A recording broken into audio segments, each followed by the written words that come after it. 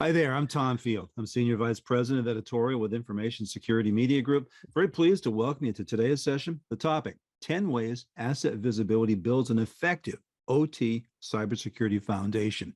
Your speakers are Elan Alvey, Senior Industrial Consultant with Dragos, and Markus Mueller, Principal Industrial Consultant, also with Dragos. Now, a little bit of background on the session.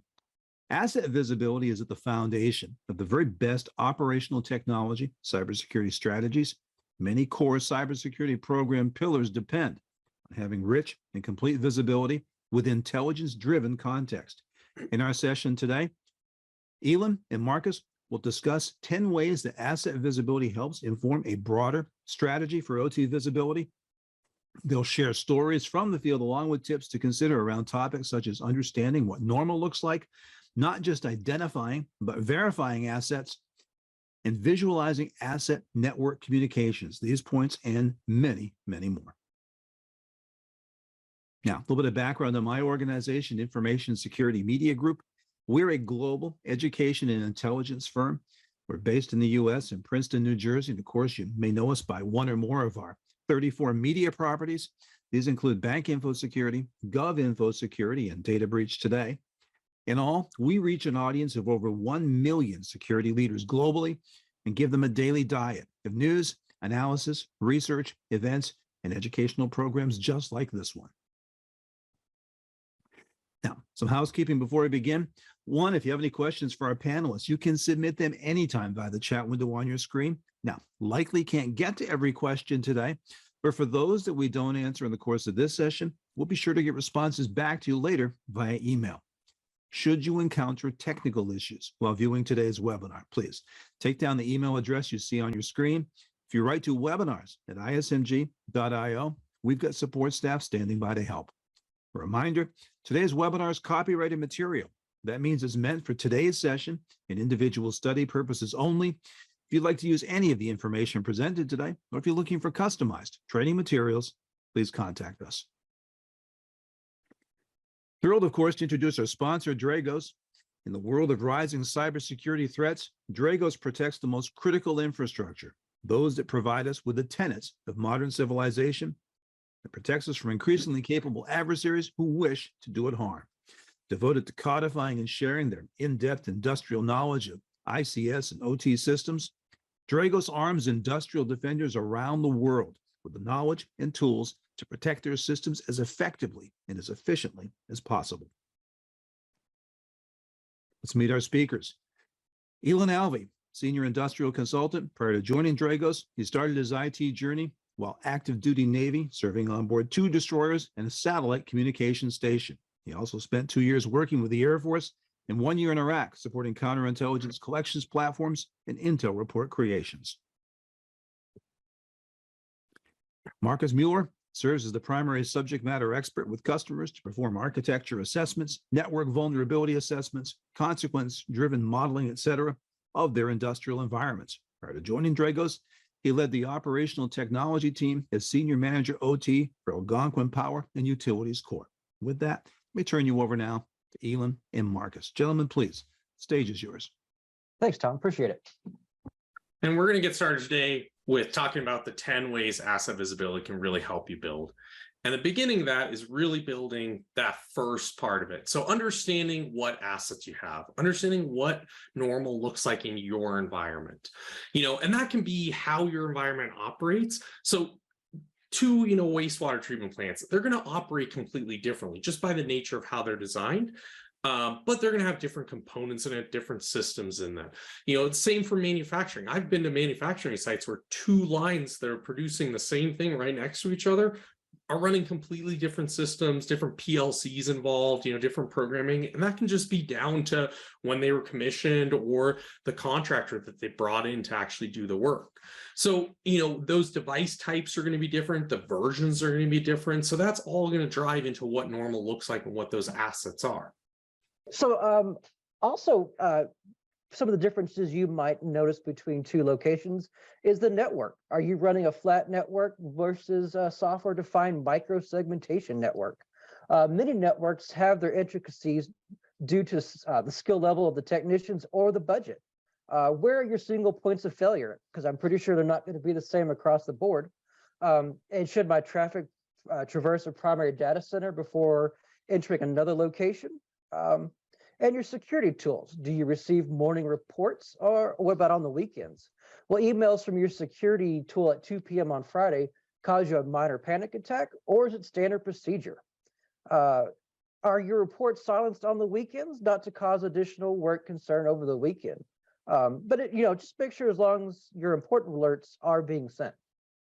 Yeah, we really, for best practices, we want to spend time understanding normal operations and other operational states. So if it's a manufacturing type site, what does a, active line look like versus one that's shut down for, a change or a turn?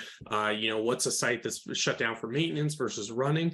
And how do the assets play into that? And what assets are involved in that? During shutdowns, maybe during testing, they, a lot of engineers might come in, bring laptops to plug into devices to do upgrades or change programming. That'll look different in your environment, different assets involved. When we're looking at that environment, the visibility and those places that we can gain visibility, that's key, both on kind of those OT, parts of our environments, where the servers, the workstations, the HMIs live, and then more the industrial parts, those PLCs, those RTUs, inside the DCSs, where those safety systems are. Understanding that and where we can, look at things, where we can gain visibility is really key to having good understanding of normal. Right. Another best practice we recommend is alerting when new assets are identified. It seems kind of simple, but in the OT world, adding new network nodes, adding new users is not common at all.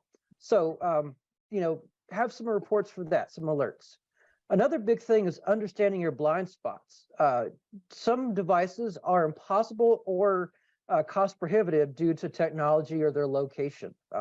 So ensure that you're keeping track of those devices and are practicing effective defense in depth around those devices. All right, so your tool has identified 800 devices. Is that right? Who cares, right? You've identified them. Let's hit the bar. So now, we're not just identifying, but we're also verifying the assets. Yeah, and when we think about that, it's really adding context to those assets, right? So, let's say you have a bunch of PLCs and a vulnerability comes out and it only affects a certain rev. I've had this happen where, in an environment, we knew we had that PLC, we knew we had a whole bunch of them, but we weren't tracking the rev version on the PLC. And so we ended up having to do a bunch of manual physical work to figure out what rev we were on, figure out which ones we had to replace. And this wasn't a security issue. This was an operational issue where, that the PLC had a bug in it that could cause unwanted behavior from the PLC. So really understanding, building that context around the assets, is really key. Another key item is to validate what you're seeing is actually supposed to be there. Watch your network traffic. I see a corporate IP address in my OT network. Is that right? Or is that database replicating to corporate? There's certain things that are unique to your environment. Also, you got to support the security and operational goals. So, you got a machine that's listed as retired, but it's on the network. Should it be? Yeah, and you want to, when you're doing this, it's best to use information and sources you already have. So my classic example of this is always go look at those engineer drawings, go talk to your operators or engineers. They probably know a bunch about the assets in the environment. Accounting really, it tends to have pretty good track of what was purchased. So sometimes that's a good source. And then the SCADA system itself. Most of our SCADA systems have points, lists in them, have device information. DCSs have a ton of that. Those systems have that information because they communicate with us. So using all that to build your base of information can be really helpful. We do want to validate too what's on those systems. So the classic example I always see is you have an engineer station or you have a workstation that the operators are on, and that's the same workstation that was used to install the plant or bring the plant up, and maybe there's a bunch of software that shouldn't be there, it isn't needed anymore, and removing it is a benefit. So we want to validate what's there and known to kind of known approved configurations and make sure we're solid there. Sure. And also, our white paper kind of goes over it, but physical and logical verification when it's needed. With NERC-CIP, I have a NERC-CIP background and also TSA. Knowing where your physical devices were was a big thing. You had to know exactly where everything was. But during audits and during critical situations, it's good to know where your critical devices are, your safety systems, your main firewalls. Are they a part of the power outage that's going on right now? Or, hey, you know, this looks suspicious. Let's go verify that it is actually still plugged in and everything looks good. And knowing where these devices are physically located helps resolve issues a lot faster than if you have to sit there and walk over a whole entire building. And kind of the next part of once you have those assets, you know, for the most part, these devices are network devices. You know, we have assets that are on the network, and network devices love to communicate. I mean, that's what they're built to do, right? Regardless of if it's a server or a PLC, it's gonna communicate. And so really visualizing that communication is key to building a program, because you're gonna start to understand that. And visualization is one of the easiest ways to do that. And for sure, you know, you take a Windows laptop, you pull out of the box, you press power. It's built to look for connections to the internet or on a network, using protocols such as ARP, DNS, NetBIOS. You know, if you're not assigning an IP address through DHCP or static, it'll assign itself an IP address just to try to communicate to somebody else. Yeah, and same goes for ICS protocols. You know, most of the devices that you have, you know, they're going to be talking ICS protocols. They may be able to talk multiple ICS protocols out of the box, and maybe only one is needed, only one should be configured. Understanding how those ICS protocols play in your environment, understanding what should be there and what shouldn't be there is really important. You know, I've been in a power environment. You know, DMP3 is the most common power, you know, protocol, ICS protocol used in North America.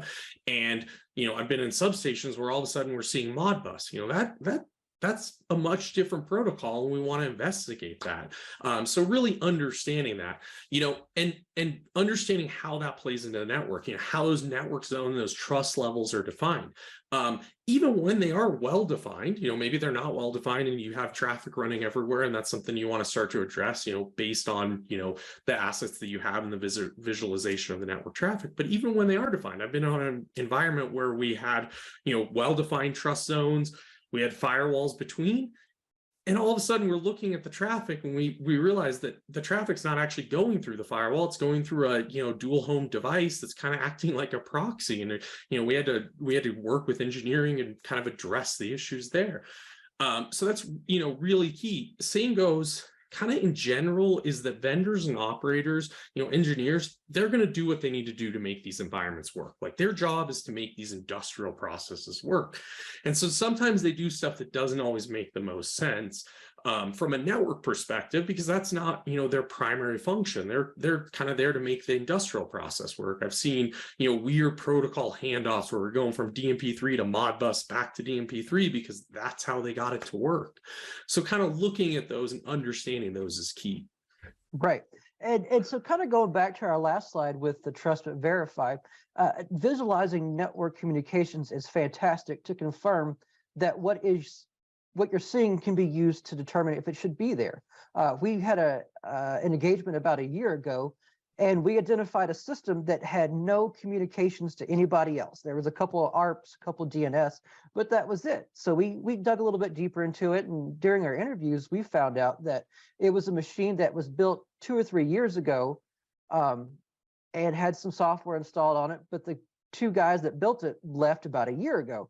And so nobody knew what software was on it. Nobody knew the last time it was patched. So, you know, that's a great example of using network visibility to find a problem. You also want to ensure that your traffic is visible both north and south, meaning through your firewall, and east and west on the same network switch.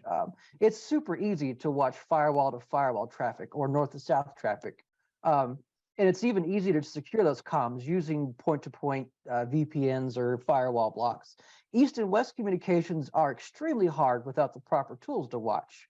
You know, in a SCADA environment, your databases are replicating to each other. Your SCADA systems are passing traffic back and forth, and without some way to watch that east and west traffic, you can't see if there's a problem. You can't tell if a virus is trying to replicate. And you'll also want to take a baseline of communications for future comparison. Knowing what normal comms look like. Should I see SMTP traffic? Should I see HTTPS traffic? That would let you know that maybe a malicious actor or improper configuration has changed your environment. And if I've removed an old piece of software, but the firewall still allows that port to talk, is that a security hole? And then, so next we move to improving change management with configuration detection. There's a lot of mistrust in cybersecurity, and it's justified.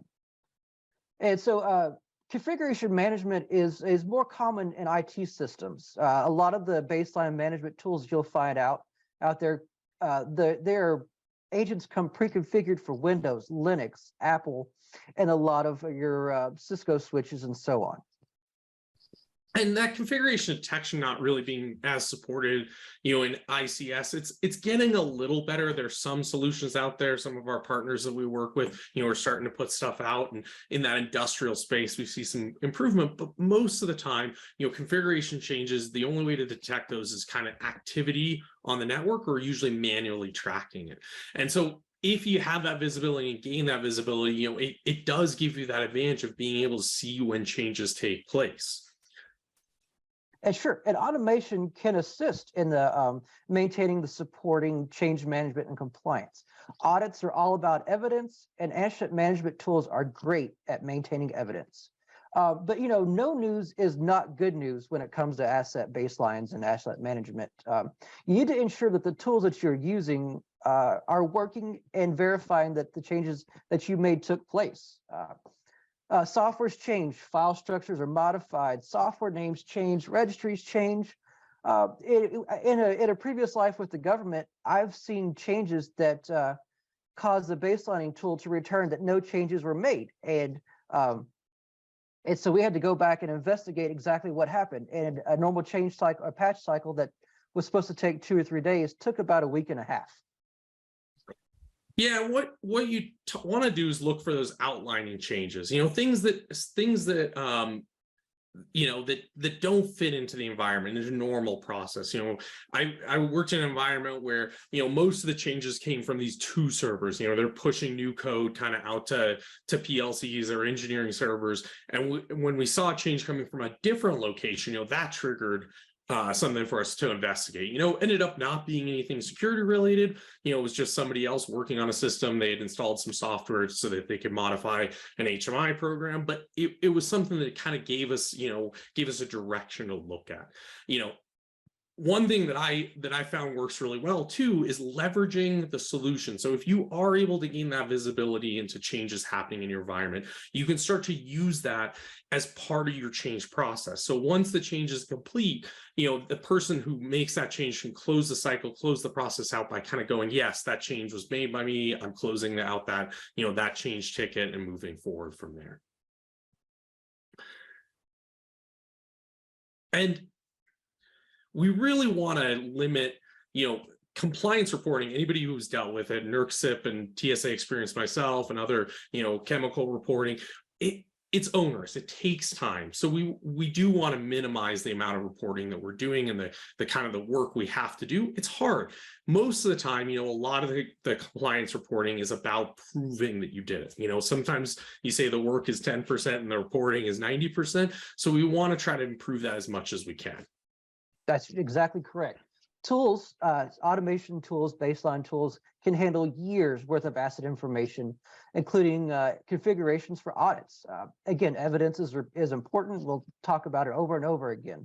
In a NERC-CIP environment, we had to keep evidence for 3 years, 3 years of daily reports, 3 years of antivirus reports, intrusion detection reports, firewall changes, just tons and tons. And your asset baseline tools can save this information and regurgitate it back out with just a click of a button. And it could be either an website form, CVEs, CSV. Excel, CSV, CSV formats, and just on and on. And with the protections around these security tools, the information is not easily modified without creating some kind of audit log. Daily reports for alerting from antiviruses and your SIEMs can identify issues such as services not running or out-of-date software. We need services to run our endpoint protection, SQL, and vendor applications. These are all vital for a secure and redundant operations. So, receiving alerts on services failing will reduce time to repair and root cause analysis. Yeah, and one of the best things you can do when dealing with compliance is, as you build that program, you've got those asset lists, you have an understanding of your environment. You want to start building with output in mind, right? So if you have a requirement to track, all the vulnerabilities in your environment and all the patching in your environment, that's going to be, you're going to need to do that. You're going to want to build that solution with the requirements in mind. And maybe that's building something in-house. Maybe that's a bunch of PowerShell scripts that reach out to Windows machines that pull the patches and run a comparison. Maybe that's purchasing a solution, a compliance, solution that will do that for you. That's going to be different for different device types. PLCs, you're not going to be able to necessarily run PowerShell scripts on. Maybe you've got to use some sort of asset center management tool to run those. So having that in mind as you're building that out, basing that on what assets you have in your environment can really help.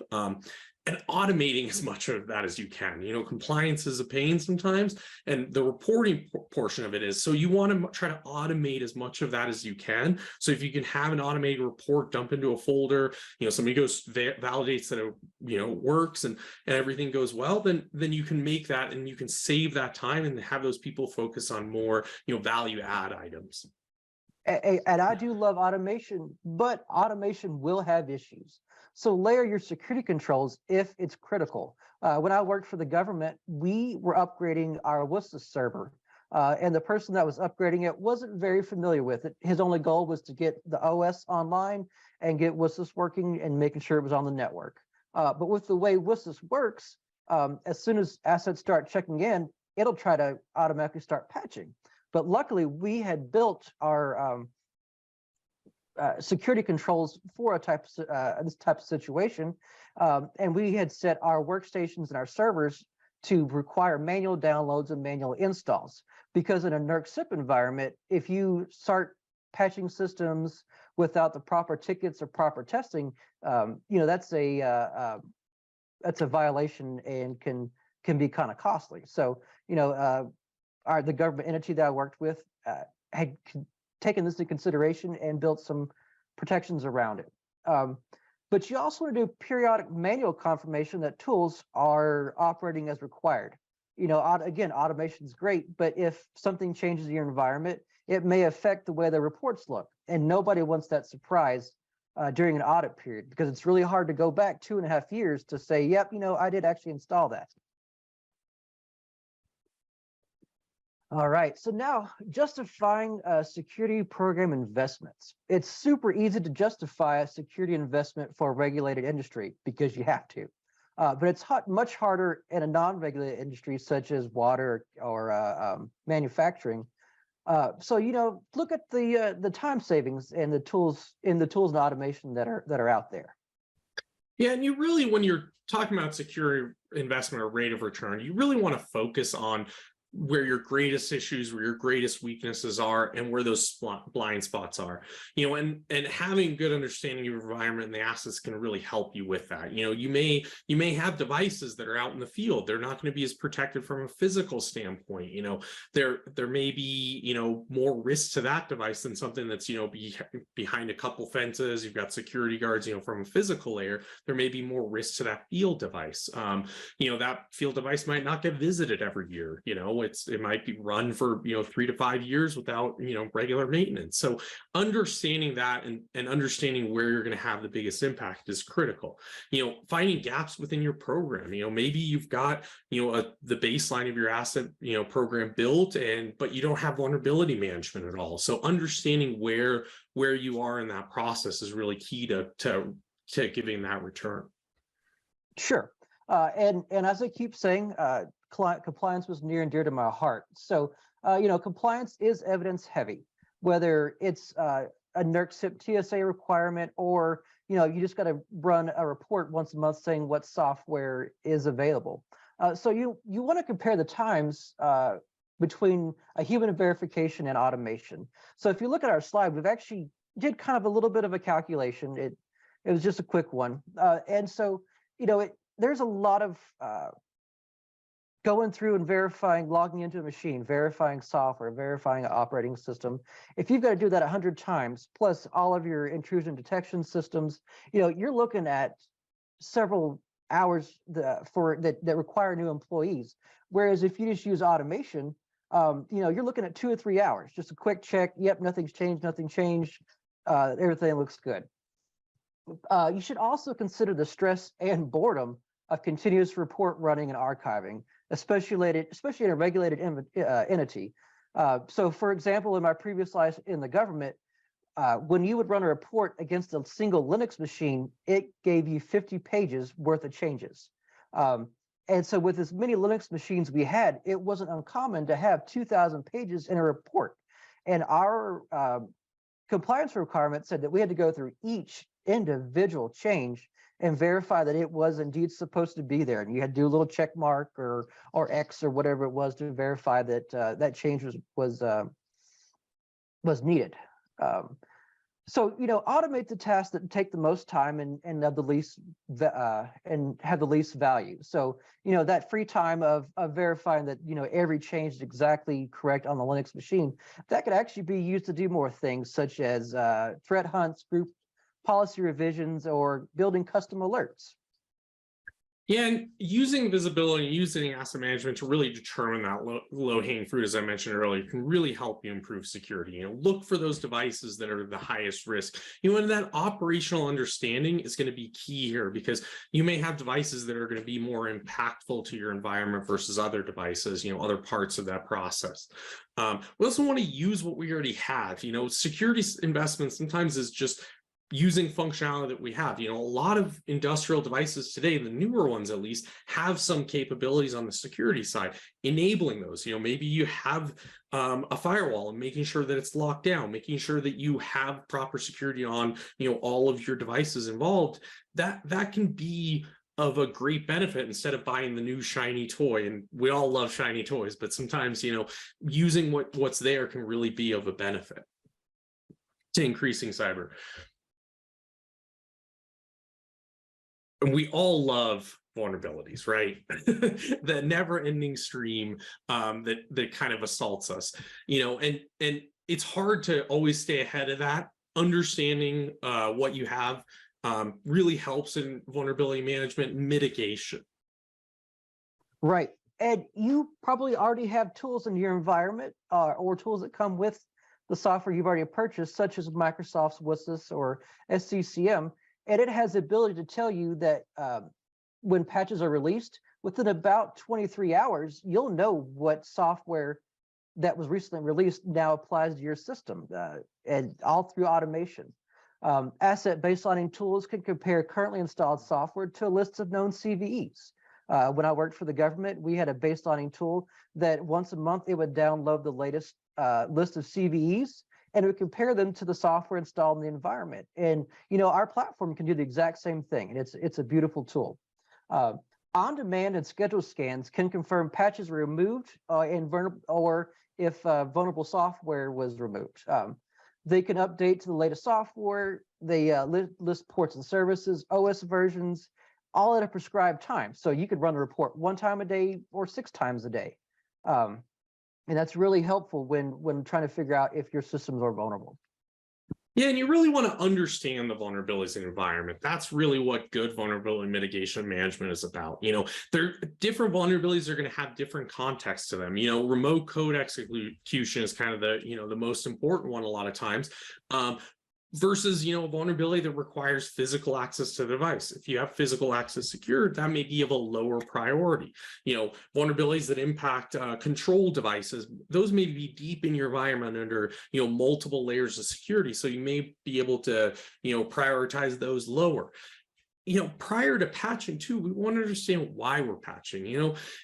As we've talked about, you might have a compliance requirement to patch. TSA, NERC-CIP, some other government requirements, they're going to be very prescriptive. Hey, you've got to patch all your patches, in this cycle. And so those are going to drive your patching. If that's not the case, you may be patching, patching may not be the right decision to make. You might want to mitigate other things, and that's the thing is vulnerability management. We all see all the vulnerability releases, but it may not make sense to patch all those.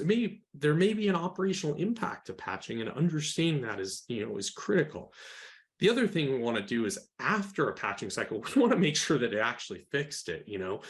We've seen that a lot of patches that are put out have errors within the CVEs. The release isn't correct, or maybe the patch doesn't actually fix it. Security researcher let the vendor know, and the vendor went to fix it, and maybe they were running a little bit different software version, and that doesn't actually fix it. So that validation is key. Make sure that either the patch you're applying or the mitigation you're putting in place actually takes care of the security issue that you're trying to solve. All right, so threat detection in an ocean of noise. Network traffic changes just like the tides in the ocean. Weekends, nights, shift changes, they all have their intricacies when it comes to network traffic. Yeah, and when we're talking about all the sources that we can kind of pull from, we want to use native functionality. I'm a huge fan of kind of all the devices we have, especially newer industrial devices, have started to support centralized logging functions or logging locally. Syslog is really common now. Getting those log sources in, understanding what log sources you have in your environment from those more OT devices, servers, and workstations, but also from those industrial devices. The PLCs, the RTUs, the DCSs in those environments. Automation, especially on the analysis, is key here. Using automated tools and collection solutions to kind of figure out how you're going to bring data in and what you want to alert and where you're going to have data sources. All of that is key to really, not drowning in this in the ocean of noise. That's absolutely correct. And also having a centralized location for your SIEMs or your storage locations. In the middle of the breach, you don't need to be logging into different devices looking for logs, trying to figure out where the PLC is and how to read its log. So having a central location for log collection and parsing will greatly improve time and detection and response. And also regular updates will provide new indicators of compromise, vulnerability indicators, and other threat definitions for automated detections. Tools anymore are multifaceted. They do their primary job well, but to outshine the competitors, additional services such as the IOC, CVEs, and YARA rules are being added to be one step ahead, which the Dragos platform does all of those. And alert fatigue is real. I mean, if you've ever sat there, you're getting 100 alert emails a day, you're probably ignoring the majority of them. Even if you get 5 for the same thing, that wasn't an issue yesterday, it's probably not an issue today. So we really want to look at what alerts are adding value. Either from a reliability standpoint, you've got a network switch that's kicking out errors, or a firewall that's giving you drops, some things like that, or from an operational standpoint or from a security standpoint. So we want to look at those alerts and really focus on the ones that are going to add value. I've always been a huge proponent of tune out what doesn't actually add value to your environment. Right. And also knowing your environment schedule, whether it's pigging in lines, weather, or just installs. Service territories can span buildings or cross international borders. Is the recent spike of new assets, is that a malicious actor, or is it just a contractor expanding the SCADA network? And you also want to focus on the high value alerts. So, automation's fantastic, but when it comes time to update software, it's possible that the new software has wiped out the important logs, or the logs have changed. And so periodically utilize automation to ensure that your vital alerts are still being received. In the government world, we would use automation to build EICAR scripts so that we would verify our antivirus was still working. We'd use scripts to create users, delete users, verify, and modify users because we felt those were important alerts to receive. Yeah, and one thing about alerts is once you kind of have some tuning done, you can start to use alerts to start driving investigations, right? So start doing those hunts into your environment based on those alerts, based on the information you have. And it can be a really good way to figure out if an alert is of value or not of value. And it can also drive, hey, use cases for, hey, we see this alert. This is a standard operating procedure. This is the actions we want to see take place, kind of like a playbook for those alerts. And sometimes, you go down a rabbit hole and you find stuff that, changes your entire perspective on that environment or what's going on there. Sometimes it's a security issue, sometimes it's not. We really drive that forward with the visibility into the alerting we have. One of the biggest things that you want to alert on, we kind of talked about this earlier, is that those rogue assets, right? Rogue assets are scary, and it can be a security thing, but it can not be a security thing. A rogue asset might just be that somebody plugged something in. Visibility into your baseline is really going to show when those new rogue assets show up, when that new device shows up and you can understand what it's used for. I've worked out at a site where, we're commissioning a power generation site and, we saw a rogue device. It, luckily wasn't security related. It was a, commissioning engineer early in the cycle, had to go be remote, and he left his laptop there plugged into a cell card, and he was basically doing some, work ahead of time. We had to, of course, do a bunch of remediation, a bunch of work because of that, but having that visibility and understanding of where that rogue device was, what it was doing, that gave us that power to do that.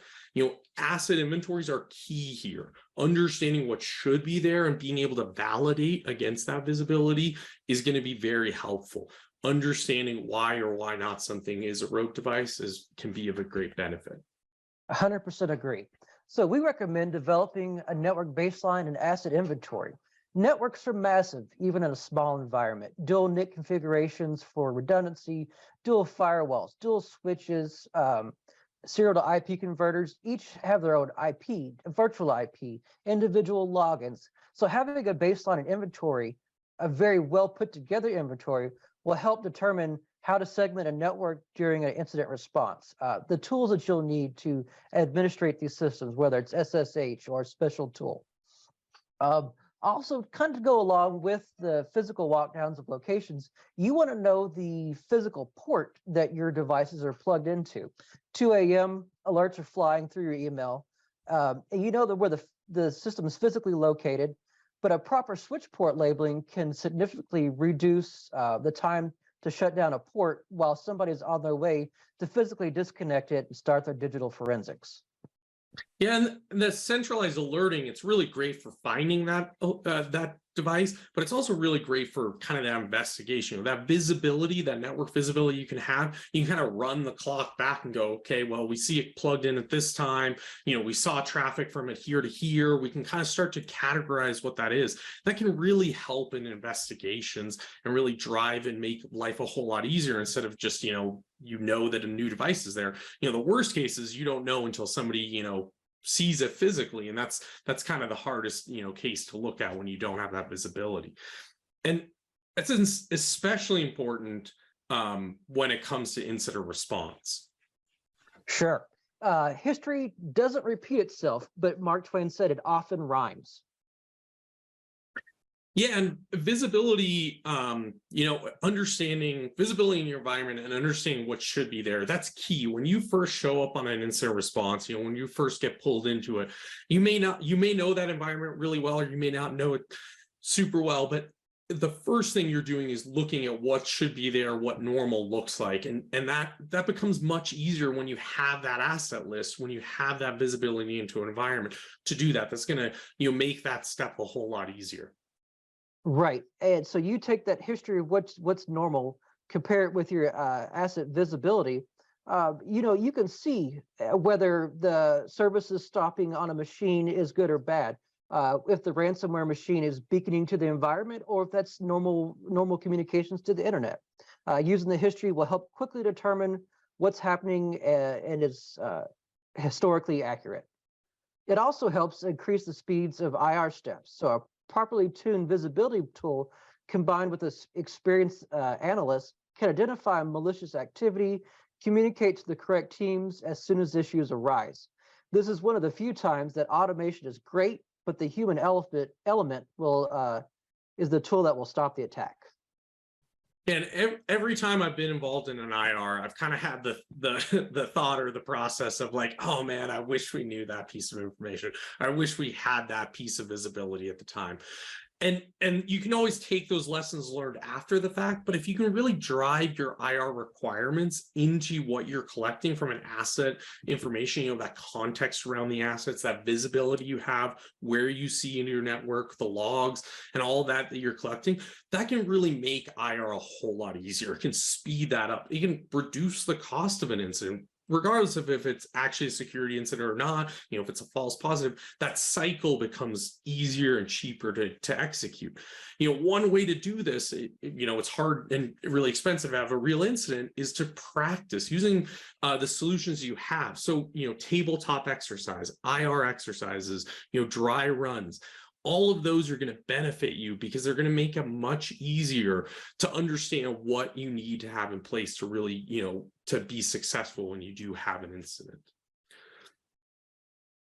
And, you know, we've kind of run through this with you. Dragos does a really good job of producing a whole bunch of white papers for our community to help people out there. You know, this is another example. There's a great white paper that was put out by Dragos to kind of help with that. And then we do also have the Dragos platform. We use the Dragos platform in our day-to-day lives. Both of us, you know, operate almost every day in it.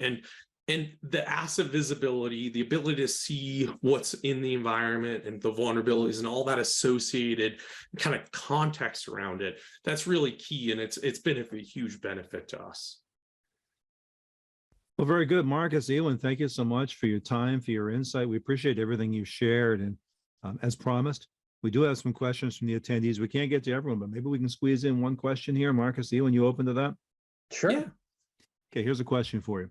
Is north-south traffic any more important than east-west? It somewhat depends on the environment, I would say. You know, most of the time we have better security around north-south traffic than we do around east-west, just because of how we've built our environments. For myself, like if I'm looking at visibility, you know, I would focus a little bit more on east-west sometimes. Because that's where the actual processes are taking place. You know, I may be able to pick up more personally. I've seen more picked up in those environments. Well, what do you think? You know, I agree. For me, firewalls have been around for years. We know how to use them. There's tons of securities built around them. You know, you can get some with IDS, IPS built inside of it. Your network switch, not so much. It's just there to keep an ARP table and to pass traffic. So yes. North-south is more important, but I think east and west right now is more vulnerable. Joe, I'm going to try to squeeze in one more question here. What are some examples of compliance requirements? So in other words, if we aren't in a regulated industry, do we need to think about compliance? Yeah, I mean, so there's definitely external compliance, you know, government, NERC, TSA. It can also be internal compliance. You know, you may have a requirement from, you know, your internal risk and compliance team. A lot of times financial groups will be pushing compliance towards you. You know, they're looking at the risk of, you know, if you have a ransomware attack in your manufacturing, it takes you down for, you know, 5 days. How many millions of dollars are you going to lose because of that? And kind of the big driver that we've seen there is insurance. You know, it used to be cyber insurance. Anybody would write that and cool. You know, now you see those insurance companies as they're starting to pay out, they're going, oh man, we need to make sure these people have coverage and really are doing the security best practices, doing the bare minimum to make sure that the environments are secure before we write that policy. Sure. And I kind of feel compliance in a non-regulated entity is kind of keeping an honest person honest. You know, password changes are great, but, you know, you might go in there and you might find that somebody set their own password policies or password policies have changed. So, you know, you've leaving yourself in a risk. So I think compliance outside of a regulated entity is fantastic. It's just, I think it's needed and more people should be doing it. Excellent. Elan, Markus, again, thank you so much for all you've shared. Thanks for answering these questions as well. Yes, thank you so much, Tom. To our attendees, thank you. We recognize you took time out of your day to attend this session. We're grateful for that. And I do trust that today's discussion provided some excellent new insights to enable you and your organization to be even better prepared to tackle the visibility challenges we discussed here today. As always, I look forward to seeing you at one of our upcoming sessions. And until then, for Information Security Media Group, I'm Tom Field. Thank you for giving us your time and attention.